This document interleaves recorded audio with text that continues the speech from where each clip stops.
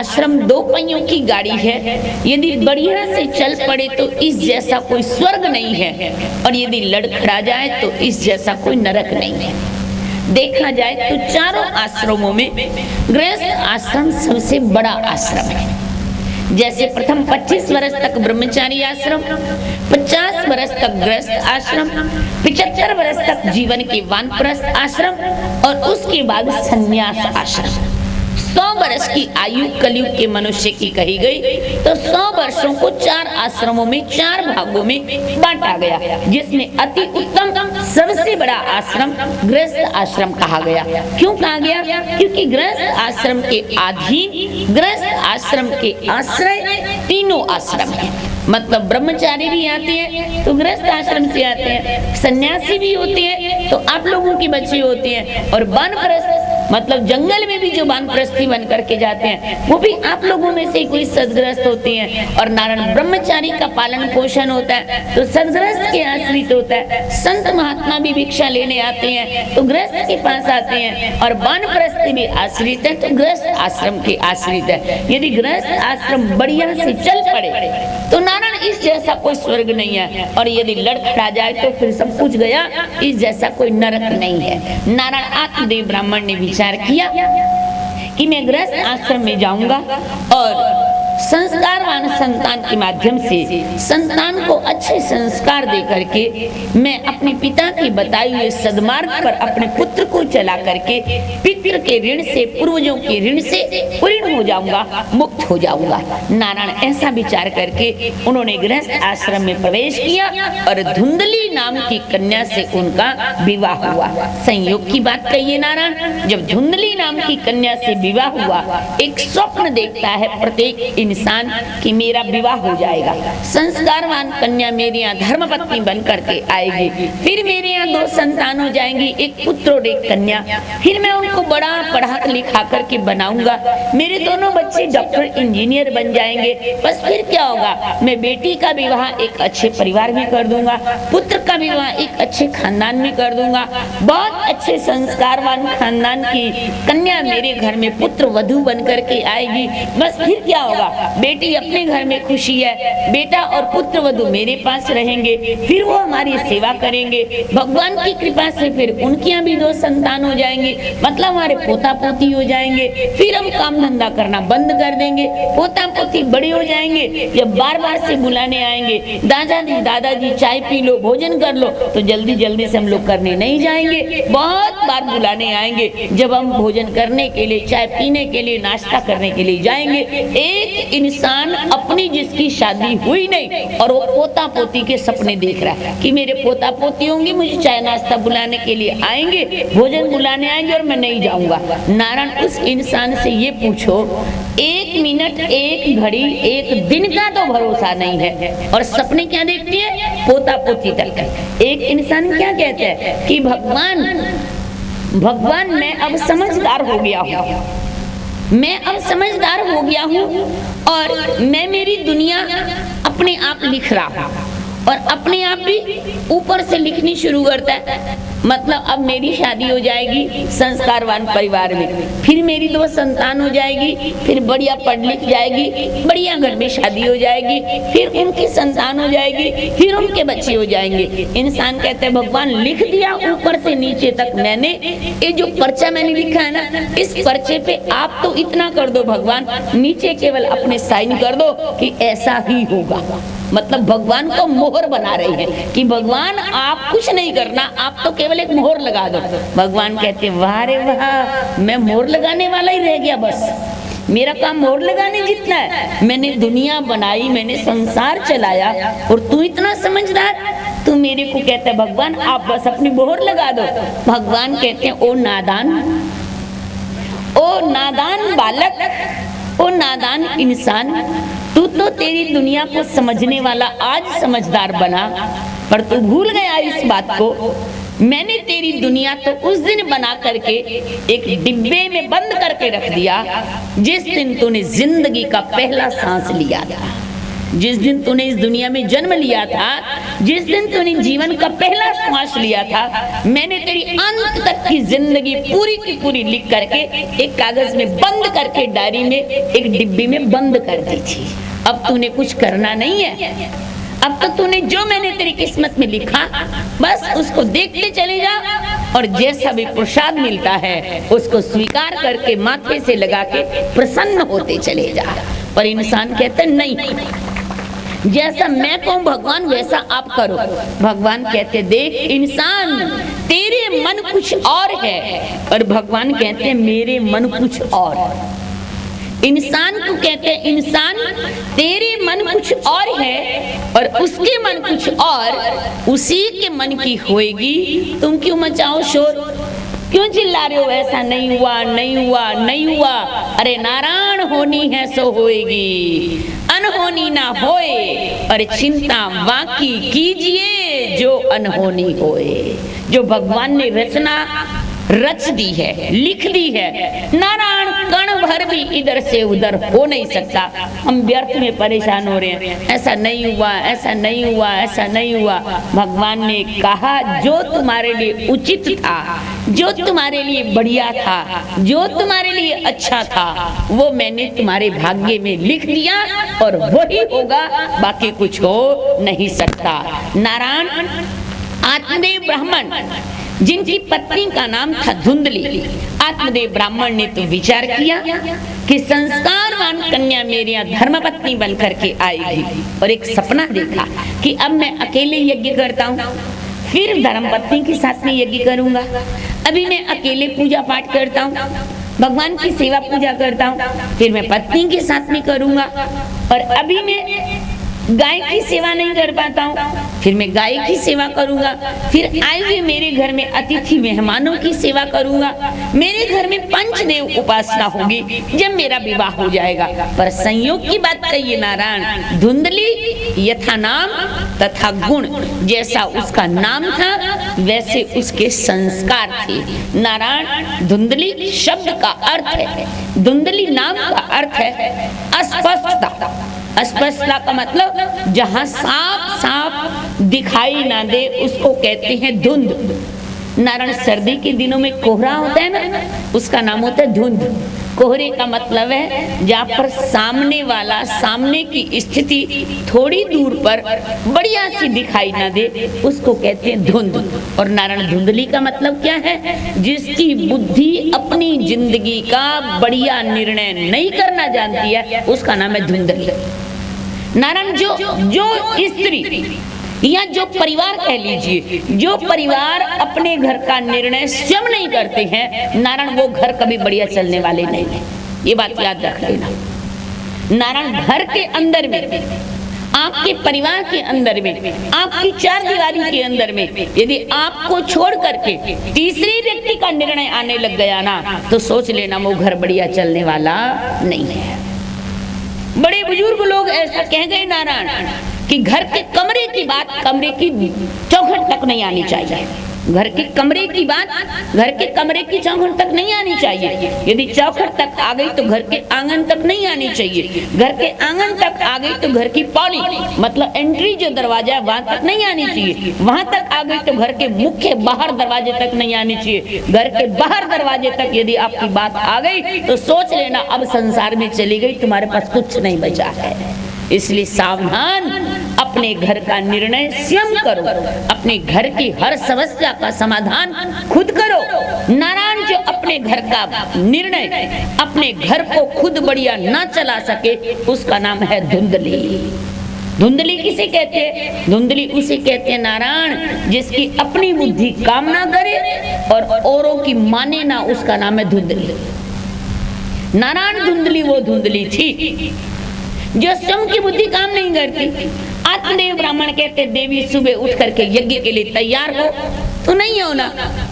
आत्मदेव ब्राह्मण कहते देवी गाय की सेवा करो तो नहीं करना, भगवान की पूजा करो तो नहीं कहना मानना, भगवान के लिए भोग बनाओ तो नहीं तैयार होना, यहाँ तक कि बहुत देर तक स्नान भी नहीं करना। आत्मदेव ब्राह्मण सोचे इससे बढ़िया तो शादी नहीं हुई थी तो ही ठीक था, तो ये अच्छा अच्छा था, कम से कम अपना सारा काम स्वयं तो कर लेता था।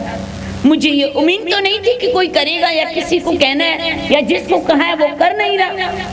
नारायण आत्मदेव ब्राह्मण धुंधली को बार बार से प्रेरणा दे, बार बार से प्रेरित करे सत कार्य के लिए, पर धुंधली एक भी कहना ना माने। और याद रखना नारायण, जिस घर में पति पत्नी एक दूसरे का कहना नहीं मानती हैं, उस घर की बरकत खत्म हो जाती है, उस घर की शांति खत्म हो जाती है, उस घर में सदा कलह रहने लगता है। जिस घर में कलह रहने लगता है उस घर में कलयुग आ जाता है, और जिस घर में कलयुग आ जाता है सारी प्रोग्रेस, प्रगति, तरक्की खत्म हो जाती है। नारायण जिस घर में हमेशा झगड़ा रहेगा, ऐसा नारायण मनुस्मृति में लिखा है, उस घर के हर चीज में से मिठास खत्म हो जाएगी। मतलब भोजन बनाएंगे, भोजन मीठा नहीं बनेगा, भोजन खाएंगे खाएंगे जरूर, पर खाने से पेट भरेगा पर तृप्ति नहीं होगी अंदर से। नारायण नारायण जिस घर में सदा अशांति रहती है, उस घर के संस्कार खत्म हो जाते हैं। सावधान, याद रखना नारायण, एक बिगड़े हुए घर को स्वर्ग बनाने में एक महिला का बहुत बड़ा योगदान है। और नारायण एक स्वर्ग जैसे घर को बिगाड़ने में महिला का बहुत बड़ा हाथ है। नारायण एक महिला चाहे तो बिगड़े हुए घर को स्वर्ग बना दे, और एक महिला चाहे तो स्वर्ग जैसे घर को नरक बना दे। नारायण घर में नमक से खा करके भी एक महिला शांति बरकरार रख सकती है, और सब कुछ खाने के लिए हो तो नारायण वो किसी काम का भी नहीं है यदि घर में शांति ना हो। आत्मदेव ब्राह्मण बार बार से धुंधली को कहते, पर धुंधली की एक भी समझ में ना आती। परिणाम, घर की शांति खत्म हो गई, घर में कलह रहने लगा, घर की तरक्की, प्रोग्रेस खत्म हो गई, प्रगति खत्म हो गई। परिणाम, आत्मदेव ब्राह्मण के घर में एक गाय थी, उसके कोई बछड़ा बछड़ी नहीं है। आत्मदेव ब्राह्मण के स्वयं के घर में कोई संतान नहीं है, कोई पुत्र नहीं है, कोई कन्या नहीं है। नारायण आत्मदेव ब्राह्मण के घर के आंगन में एक हरा भरा वृक्ष है, पर उस पर कोई फूल और फल नहीं है। आत्मदेव ब्राह्मण परेशान है, अब मैं क्या करूं, अब मैं क्या करूं। कहीं से भी चारों ओर से कोई तरक्की, कोई बढ़ोतरी, कोई साधन, कोई खुशी नजर नहीं आती। अब मैं क्या करूं।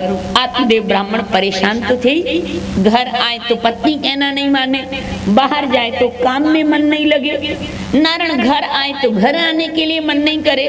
एक दिन आत्मदेव ब्राह्मण ने जब यजमान वृत्ति के लिए घर से बाहर यजमानों के पास गए, तो परिणाम संसार के एक व्यक्ति ने, समाज के एक व्यक्ति ने, गांव के एक व्यक्ति ने आत्मदेव ब्राह्मण से कह दिया, आत्मदेव ब्राह्मण, जब से तुम्हारा विवाह हुआ ऐसा लगता है तुम्हारी चौखट को श्राप मिल गया है।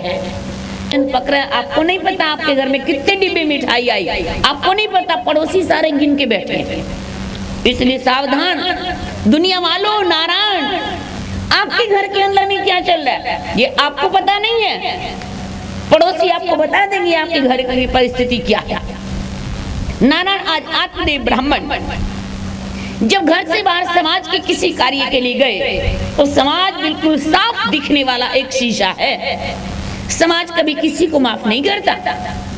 समाज के एक व्यक्ति ने आत्मदेव ब्राह्मण से कह दिया, आत्मदेव जब से तुम्हारा विवाह हुआ ऐसा लगता है तुम्हारे घर की तरक्की खत्म हो गई, क्योंकि ना तुम्हारे घर में कोई संतान, ना तुम्हारे गाय की कोई बछड़ा बछड़ी, और ना ही तुम्हारे घर के आंगन में जो वृक्ष है उस वृक्ष के कोई फूल और फल।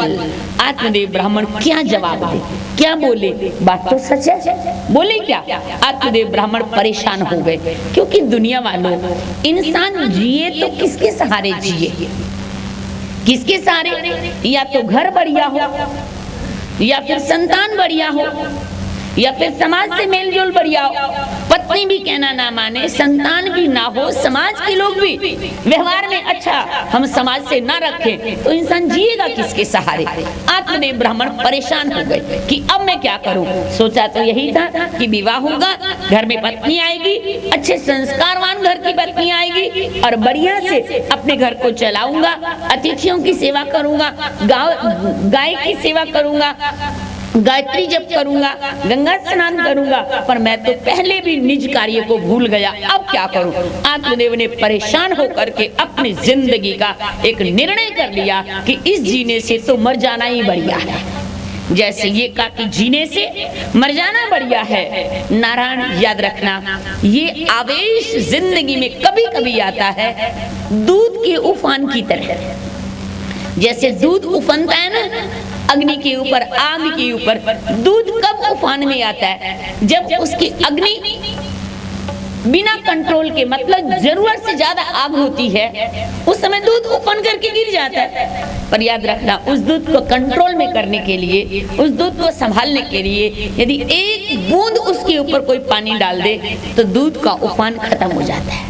नारायण, कभी कभी जिंदगी में ये उफान आता है, इस जीने से तो मर जाए बहुत अच्छा है। ऐसी परिस्थिति में अहमियत, ऐसी परिस्थिति में काम आता है कि सामने वाला आपको कौन व्यक्ति टकराया, कौन मिला, सामने संगत कैसी हुई आपकी। यदि सामने कोई ऐसा व्यक्ति मिल जाए कि क्या जीना, वो भी ऐसे मरा था, वो भी ऐसे मरा था, वो भी ऐसे मरा था, तो आप सोचोगे मर जाऊं तो बढ़िया। और सामने वाला यदि ये कहते मर के क्या निकालोगे, जियोगे तो कुछ करोगे, अरे वो भी जला दी, तो नारायण सोच लो गया काम से। ऐसी परिस्थिति में नारायण यूं समझिए कि नदी किनारे एक वृक्ष खड़ा है। यूं समझो नदी किनारे एक वृक्ष खड़ा है। उस वृक्ष ने तो गिरना ही है क्योंकि नदी किनारे खड़ा है। अहमियत इस बात की है कि हवा कहां से आ रही है। यदि हवा पानी की ओर से आई तो वृक्ष नदी किनारे गिर जाएगा, और यदि हवा किनारे की ओर से आई तो वृक्ष पानी में गिर जाएगा। नारायण, इंसान उस समय अपनी बुद्धि खत्म हो जाती है और यही एक मन में उफान आता है कि मर जाऊं तो बढ़िया, मर जाऊं तो बढ़िया। ऐसी परिस्थिति में संगत कैसी है आपकी, ऐसी परिस्थिति में सामने वाला आपको क्या बता रहा है। इसलिए नारायण भगवान से सुबह सुबह उठ करके प्रार्थना किया करो कि हे भगवान मुझे देना अगर संगत तो देना अपने प्यारों की, कि जिनको हर समय विश्वास और इंतजार तेरा हो।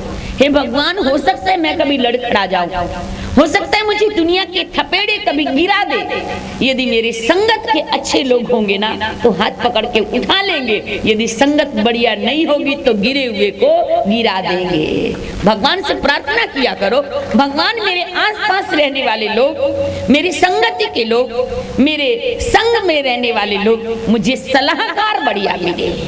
नारायण, जिसके सलाहकार बढ़िया होते हैं वो नारायण डूबता हुआ व्यक्ति भी तैर जाता है, और जिसको सलाहकार बढ़िया नहीं मिलते ना नारायण, तैरता हुआ इंसान भी डूब जाता है। आज आत्मदेव ब्राह्मण ने ये निर्णय कर लिया कि इस जीने से तो मर जाना बढ़िया है। परिणाम नारायण, आत्मदेव ब्राह्मण नदी किनारे जल में डूब जाने का मन बना करके नदी किनारे खड़े हुए, बस 1 मिनट के बाद पानी में छलांग लगा के डूब जाएंगे। इतने में क्या हुआ, नदी से उस पार एक महापुरुष, संत पुरुष, सन्यासी पुरुष बैठे थे। उन्होंने देखा है तो कोई लक्षणों से ब्राह्मण दिखाई दे रहा है, परंतु शास्त्र निंदनीय कार्य कर रहा है। शास्त्र जिसकी निंदा करते हैं, सबसे बड़ा नारायण बड़ा अपराध है इस दुनिया में आत्महत्या कर रहा, सबसे बड़ा पाप है नारायण। इस दुनिया में पाप तो अनेक है, परंतु महापाप जो है ना वो 10 महापाप है। 10 महापाप में एक पाप है नारायण अपनी आत्महत्या स्वयं कर रहा, क्योंकि नारायण भगवान सब कुछ को माफ कर सकते हैं, परंतु आत्महत्या करने वाले को कभी माफ नहीं करते हैं। क्यों नारायण माफ नहीं करेंगे? क्योंकि ये जो शरीर है, ये शरीर भगवान का दिया हुआ प्रसाद है। यदि भगवान के दिए प्रसाद को भगवान ने तो दिया, और भगवान के दिए प्रसाद को हम फेंक दे कि हमको आपका दिया प्रसाद पसंद नहीं है, तो भगवान नाराज तो होंगे। नारायण नारायण याद रखना, जिंदगी में अच्छे और बुरे दिन, सुख और दुख के दिन, धूप और छाया के दिन, ऊंचे और नीचे दिन किसकी जिंदगी में नहीं आया? नारायण, किसने जीवन में बुरे दिन नहीं देखे? एक बात बताओ, धूप के बाद ही तो छाया आती है, रात के बाद ही तो दिन आता है, कांटे के बाद ही तो फूल मिलता है। किस किसने जीवन में सहन नहीं किया? नारायण नारायण याद रखना। मान लीजिए आप भगवान के मंदिर में भगवान के दर्शन करने गए, भगवान के मंदिर में जब दर्शन करने आप जाते हैं तो आप भगवान को प्रणाम करते हैं। मान लीजिए दर्शनों के लिए लंबी कतार है, लंबी लाइन है दर्शन करने की, आप भी लाइन में खड़े हो जाते हैं औरों की तरह और अपने भगवान के दर्शन करने का इंतजार करने लगते हैं। एक इंसान का स्वभाव है, जब लंबी कतार में खड़ा होता है तो वो क्या देखता है, मेरी बारी कब आए, मेरी बारी कब आए, मेरे से आगे कौन, मेरे से आगे कौन। इंसान ने देखना शुरू किया कि मेरे से आगे वाले 2, 3, 4, 5, 6, 7 जितने भी 10, 15, 20 लोग खड़े हैं सब भगवान को प्रणाम कर रहे हैं बारी बारी से, और भगवान के ही निज कृपा पात्र पुजारी जी जो हैं वो सबको प्रसाद दे रहे हैं। और नारायण उस व्यक्ति ने देखा क्या प्रसाद मिल रहा है, देखा कि पुजारी जी किसी को तो मिश्री का प्रसाद दे रहे हैं, किसी को तुलसी दल दे रही हैं, किसी को नारियल का प्रसाद दे रही हैं, किसी को फल का प्रसाद दे रही हैं, किसी को और कुछ प्रसाद दे रही हैं। नारायण जैसे उस व्यक्ति ने देखा मेरा नंबर आया, भगवान को प्रणाम करके अपनी किस्मत को आजमाने के लिए जैसे पुजारी जी के आगे हाथ फैलाया कि मुझे क्या प्रसाद मिलेगा, जैसे हाथ फैलाया, संयोग की बात कहिए कि पुजारी जी ने भगवान के दरबार से 2 बादाम उठा करके उसके हाथ की हथेली के ऊपर रख दिए। अब नारायण जैसे बादाम रखे व्यक्ति खुश हुआ कि किसी को बादाम नहीं मिले इस लाइन में से और मेरे को बादाम मिले, माथे से लगाए और नारायण 2 बादाम जो मिले थे वो दोनों बादाम खा लिए। जैसे दोनों बादाम मुंह में डाले, संयोग की बात कहिए मुंह में डालते ही जैसे खाना शुरू किया, पता चला एक बादाम तो मीठा और दूसरा कड़वा निकला, एक बादाम मीठा और दूसरा कड़वा निकला। अब ऐसी परिस्थिति में बताओ, जब एक बादाम कड़वा निकला और एक मीठा निकला, खाना भी आपने शुरू कर दिया, क्या करोगे? जो कड़वा बादाम निकला क्या उसको थूक दोगे, क्या उसको फेंक दोगे, क्या मुंह से निकाल फेंकोगे? नहीं, अंत में आप यही सोचेंगे कोई बात नहीं, कड़वा है तो क्या हुआ, है तो बादाम, कड़वा है तो क्या हुआ, है तो भगवान का प्रसाद, इसलिए इसको फेंकना नहीं है, खा लो। नारायण यदि एक बादाम को, भगवान के प्रसाद को आप ये सोचते फेंकना नहीं है, भगवान का प्रसाद है, इसको खा लो, तो नारायण ये जिंदगी जो है ना उस 2 बादाम की तरह है। कभी कभी बादाम कड़वा निकलता है तो कभी कभी मीठा निकलता है, कभी कभी अच्छे दिन आते हैं तो कभी कभी बादाम की तरह कड़वे दिन आते हैं। पर ये सोचो दिए किसने, ये कड़वे दिन दिए किसने, भगवान ने तो दिए हैं। नारायण ये सोच के स्वीकार कर लो कि भगवान का प्रसाद है। और नारायण यदि भगवान के प्रसाद को ठुकराओगे, फेंकोगे तो भगवान को बुरा लगेगा, दोबारा नहीं देंगे प्रसाद। नारायण नारायण